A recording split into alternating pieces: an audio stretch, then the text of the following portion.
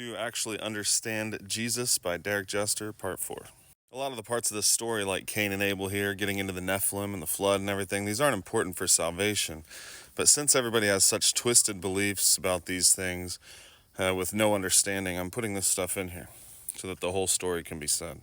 So I've been keeping up with the series. Adam and Eve were kicked out of the land of Eden. Not the land of Eden, the Garden of Eden. They were kicked out into the land of Eden. They continued living in the land of Eden.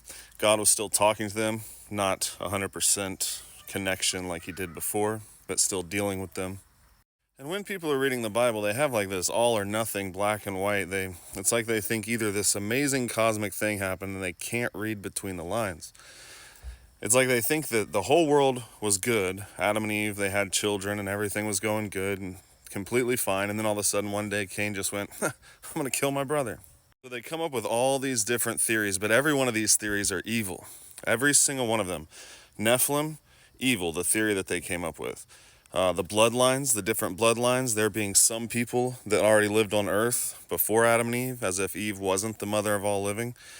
Every single one of these theories that they have has to do with the flesh. Every one of them is flesh understanding, thinking that that the blood mattered, that the family mattered, that the flesh mattered, like Jesus not dying and having children. All these beliefs, every one of them come from the exact same lie, that the flesh was important. They don't understand what they were saying. None of them are true. It said that Cain was kicked out into the land of Nod, kicked out from the presence of the Lord. Well, now, through tradition and belief, they think there was an actual land out there called Nod. But the land of Nod, the name actually means to wander or be a vagabond, or go from place to place. Just like Adam, his name might not have been Adam, it meant man, or it could have still been Adam, but it just meant man. Eve, it tells you what Eve meant, the mother of all living. So you've got them still living in a presence of God. They're kicked out of the garden, they're still living in the land of Eden, that fertile land. But as people do wrong, Cain wouldn't have been the first. That's why Cain would have already been able to go out where other people were wandering in the earth. Because you don't just go from nothing to murder, right? There would have been people stealing, there would have been abuse before that. There would have been a lot of different things going down before murder became, something that happened.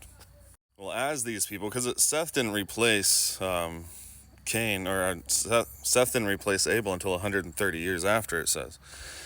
So you got people having children by 15 years old for 100 years. That's a lot of people in one spot, branching out. The people that are doing bad are leaving the presence of God and going out into the rest of the world. That's why when Cain killed his brother, it said that the ground would not bring forth its fruit unto him, its strength, because he's no longer in this fertile land. So he would go out and till out here in this wasteland that wasn't cultivated yet. So this time you have the sons of God. They worshiped God as God. But as time goes on, people go in the way of Cain and of murder and of theft and everything. Everybody's leaving God. That word Nephilim means strangers or tyrants even. Not strangers, but it literally means others, right? So there's these others in the earth, and then you've got the sons of God that stayed in this place. You've got Adam, you've got Seth, right? They stayed here dealing with God, where God dealt with them the entire time. But as everybody else is getting kicked out from the presence of God, eventually the whole earth goes in the way of Cain. Eventually the whole earth is kicked out of the presence of God, and when they knew him as God, they worshipped him not as God, neither were they grateful or thankful, and he gave them up to reprobate minds to worship the works of their own hands and worship other gods. These Nephilim, these others, these offspring, they weren't from fallen angels, just like Jesus told them. They asked him, Jesus, if a man has a wife and then he dies raising up no seed, and then his brother takes her and that happens 7 times and no seed is given, in the resurrection, whose wife shall she be of the 7? And he said, you guys don't know the power of God or the scriptures, right? Because in the resurrection, they neither marry nor are given in marriage, but are as the angels of heaven. That's without the genitalia. The actual story's been completely misconstrued.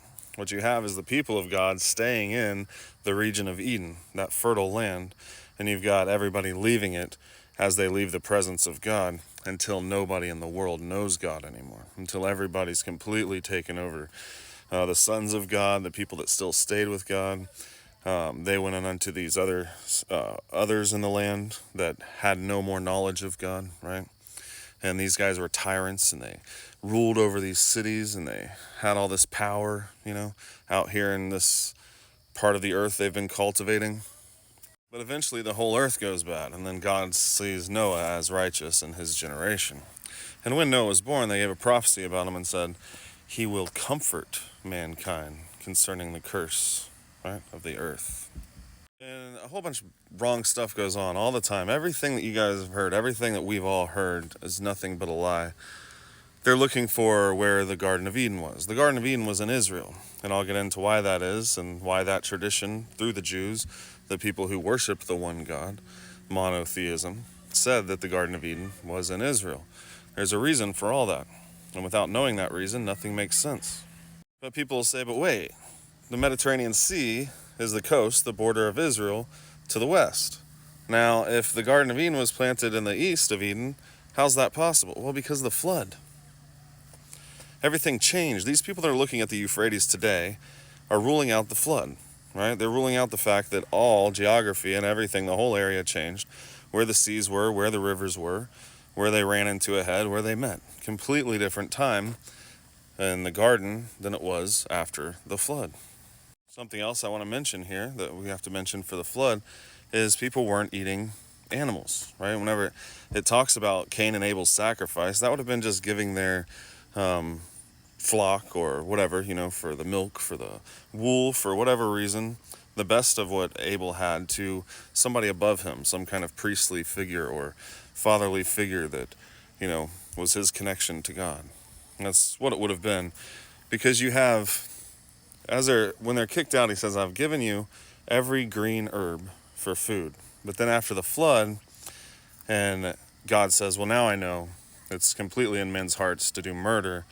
Then you've got your first actual sacrifice. That's the first time that they start sacrificing animals, is after the flood. And he says, now as I've given you the green herb for food and every green thing, now I've given you every, beast of the field also for food. Well, the whole Bible changes throughout as God has to deal with sin. Because first you have them knowing God, complete presence of God, kicked out, knowing that they'll die one day, but still in the presence of God, just not 100%, and then kicked out of that land, and then murder breeds murder, and lies breed lies, and violence breeds violence, until the entire world is taken over, and they have no more knowledge of God.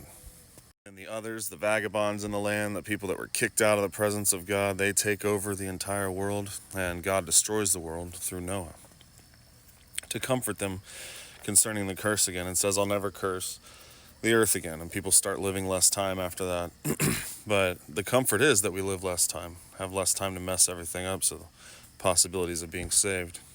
So people were living forever, and I'm not a scientist. We have had some dreams about this, but what would have happened was some sort of cosmic event that changed there being water up above us, right? A constant mist to cover us, where the fruit and everything would have looked different, would have been bigger, would have been healthier, in the land that was fertilized anyway. And then the earth would have moved closer to the sun, and it would have had to speed up faster. So if the earth speeds up, it moves closer to the sun, so then it has to speed up or else it'll catch on fire. And us having to where we actually have the oxidative stress and can see the sun now and everything makes us die faster, but that speeding of the earth would have made us die faster. And like I said, it would have had to spin so that it didn't catch on fire. But anyway, the entire world goes bad from the time of Adam until, there's probably stuff that I missed that I wanted to put in here, but I'll get to it in the next one. So it goes bad, he restarts with Noah and his family. Basically the exact same thing that he told Adam and Eve. He said, go replenish the earth. Only this time it was different. He said, if you kill with the sword, you're going to be killed with the sword. So he makes a new covenant with man so that he has rights. See, before that, he just wiped them all out.